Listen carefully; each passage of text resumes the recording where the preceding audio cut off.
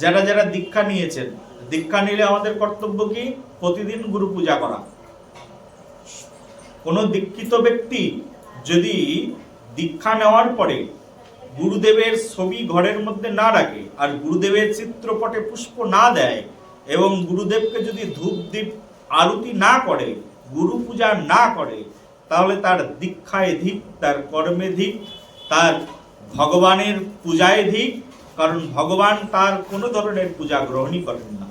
যে ব্যক্তি দীক্ষা নেওয়ার পরে শ্রী গুরুদেবের চরণে পুষ্প অর্পণ করেন না, যে ব্যক্তি দীক্ষা নেওয়ার পরে শ্রী গুরুদেবের আরতি করেন না, গুরু পূজা করেন না, তার হাতের কোনো নৈবেদ্য, কোনো খাবার, কোনো উপহার স্বয়ং ভগবান গ্রহণ করেন না।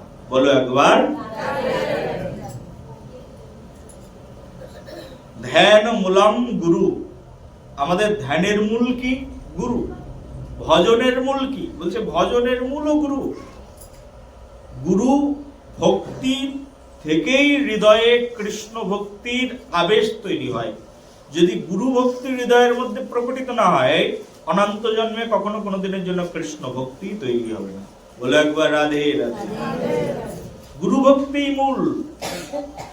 গুরু ভক্তি কৃষ্ণ প্রাপ্তির একমাত্র মাধ্যম, আর কোনো মাধ্যম নেই কৃষ্ণ প্রাপ্তি। আমরা প্রতিদিন প্রার্থনা করি কি করি না? দিব্য জ্ঞান হৃদয়ে প্রকাশিত, প্রেম ভক্তি যাহা হইতে, অবিদ্যা বিনাশ যাতে, বেদে গায় যাহার চরিত। শ্রী গুরু চরণ পদ্ম কেবলই ভক্তি সদ্ম, বন্দে মুই সাবধান মতে। বলি না প্রতিদিন? নরোত্তম দাস ঠাকুর মহাশয় প্রার্থনা করেছেন, শ্রী গুরু চরণ পদ্ম কেবলই ভক্তি সদ্ম, বন্দে মুই সাবধান মতে। যাহার প্রসাদে ভাই এ ভব তরিয়া যায়, কৃষ্ণ প্রাপ্তি হয় যাহা হইতে। একমাত্র কৃষ্ণকে প্রাপ্তির একজনই ব্যক্তি আছে যিনি কৃষ্ণ আমাকে দিতে পারেন, তিনি হচ্ছেন গুরুদেব। বলি গুরুদেব তো সামনে বসে আছেন, দাও। বলি ওইভাবে গুরুদেব কাউকে কৃষ্ণ ভক্তি দেন না।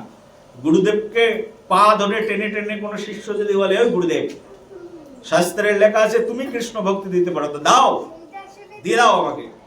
পা ধরে টানছে গুরুদেবকে, গুরুদেব কৃষ্ণ ভক্তি দাও, কৃষ্ণ ভক্তি দাও। এইভাবে কৃষ্ণ ভক্তি হয়?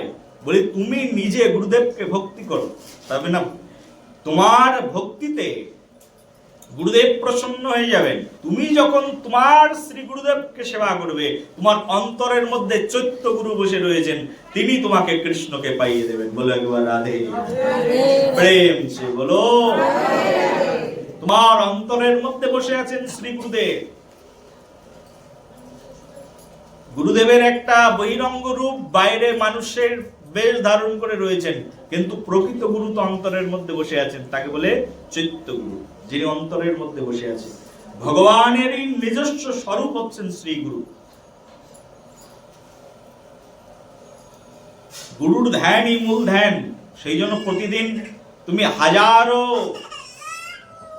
প্রার্থনা, হাজারো খাবার দাবারের আয়োজন যা কিছুই করো না কেন, যদি তুমি সকালের ধ্যানটা গুরুদেবের ধ্যান দিয়ে শুরু না করো, স্তবটা যদি গুরুদেবের স্তব দিয়ে শুরু না করো, প্রতিদিনের প্রার্থনাটা যদি শ্রী গুরুদেবের মাধ্যম দিয়ে শুরু না করো, তাহলে ভগবান কোনো কিছুই গ্রহণ করেন না। গুরুদেবকে হৃদয়ে সদা সর্বক্ষণ স্মরণ, গুরুদেবকে সদা সর্বক্ষণ গুরুদেবের কথাঙ্ক, কথা নির্দেশ মান্যতা প্রদান করা, এর মাধ্যম দিয়ে গুরুদেবের শিক্ষাকে হৃদয়ে অঙ্গীকার করার মাধ্যম দিয়ে গুরুভক্তি হৃদয়ে প্রকটিত হয়ে যায়।